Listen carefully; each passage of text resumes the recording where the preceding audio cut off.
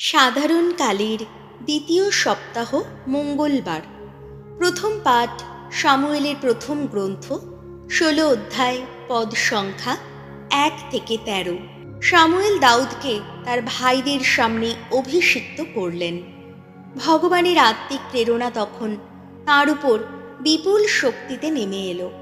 ভগবান এক সময় সামুয়েলকে বললেন, তুমি আর কতদিন অমনভাবে শৌলের কথা ভেবে দুঃখ করবে?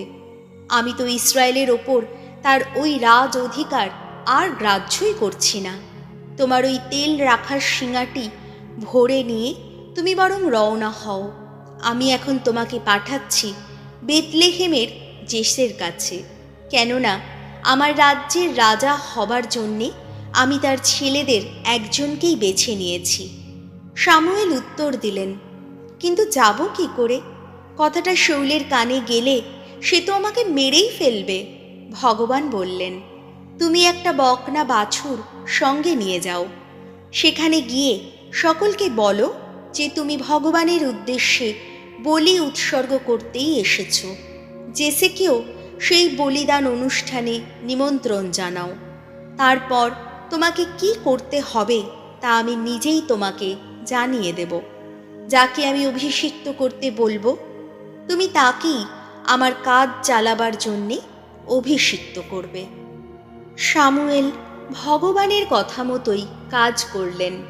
তিনি যখন বেতলেহেমে এসে পৌঁছলেন, তখন ওই নগরের প্রবীণেরা ভয়ে কাঁপতে কাঁপতে তার সঙ্গে দেখা করতে এলেন। তারা জিজ্ঞেস করলেন, আপনার এখানে আসার পেছনে অশান্তির কিছু নেই তো? তিনি উত্তর দিলেন, না, অশান্তির কিছু নেই। আমি ভগবানের উদ্দেশ্যে বলি উৎসর্গ করতেই এসেছি। তোমরা এখন নিজেদের শুচিশুদ্ধ করে নাও, তারপর আমার সঙ্গে বলিদান অনুষ্ঠানে যোগ দাও। তখন তিনি জেসে ও তাঁর ছেলেদের শুদ্ধিক্রিয়া সম্পন্ন করলেন এবং বলিদান অনুষ্ঠানে তাদের যোগ দিতে নিমন্ত্রণ জানালেন।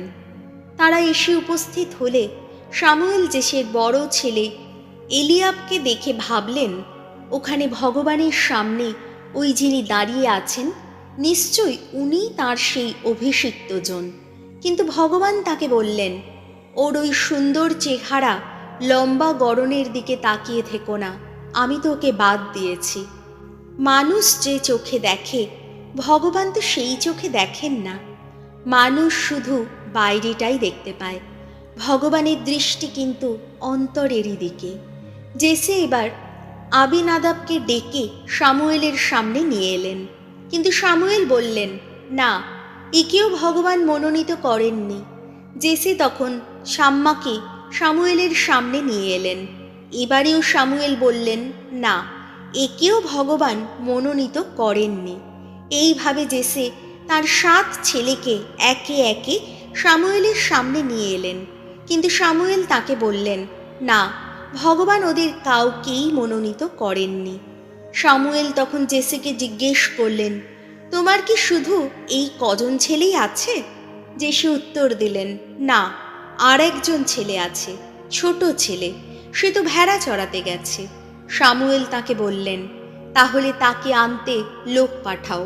সে এখানে না আসা পর্যন্ত আমাদের খেতে বসা চলবে না। তাই জেসে লোক পাঠিয়ে তাকে আনালেন। দেখা গেল ছেলেটির গাল দুটি গোলাপি, চোখ দুটি উজ্জ্বল, ভারী কমনীয় চেহারা।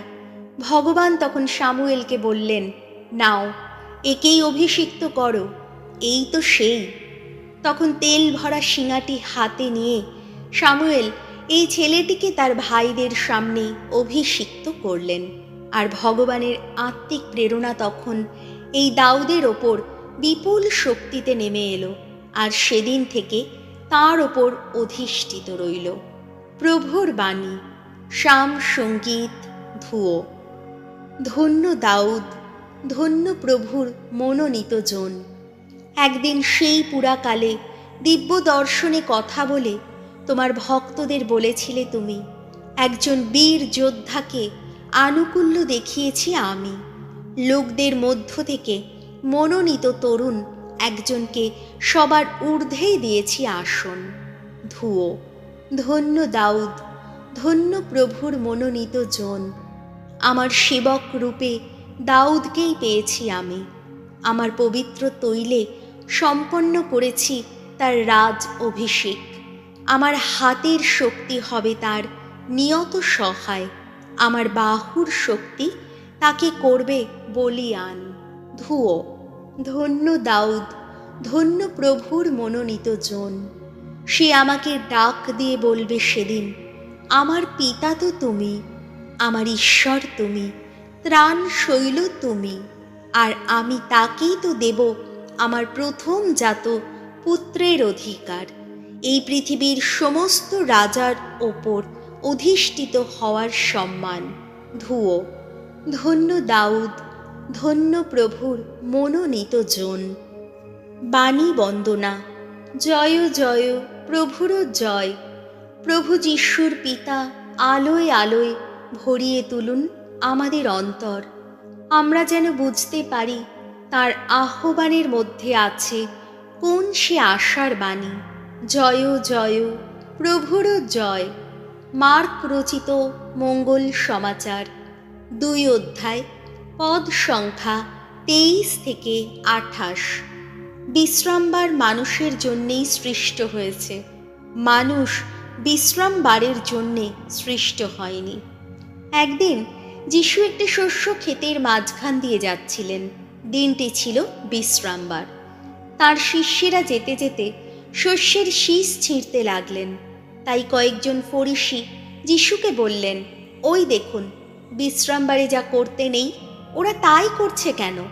যিশু উত্তর দিলেন, দাউদের অভাবের দিনে তিনি ও তার সঙ্গীরা সেই যেদিন ক্ষুধার্ত হয়ে পড়েছিলেন, সেদিন তিনি কি করেছিলেন আপনারা কি তা কখনো পড়েননি? সেদিন সেই মহাযাজক আবিয়াথাবের সময় তিনি তো ঈশ্বরের গৃহ শিবিরে প্রবেশ করেছিলেন, এবং যে নৈবেদ্যের রুটি শুধু যাজক ছাড়া আর কারো খেতে নেই, তিনি তাই খেয়েছিলেন আর সঙ্গীদেরও তা দিয়েছিলেন। যিশু আরও বললেন, বিশ্রামবার মানুষের জন্যেই সৃষ্টি হয়েছে, মানুষ বিশ্রামবারের জন্যে সৃষ্টি হয়নি। তাই মানব পুত্র বিশ্রামবারেরও প্রভু। প্রভু যিশুর মঙ্গল সমাচার।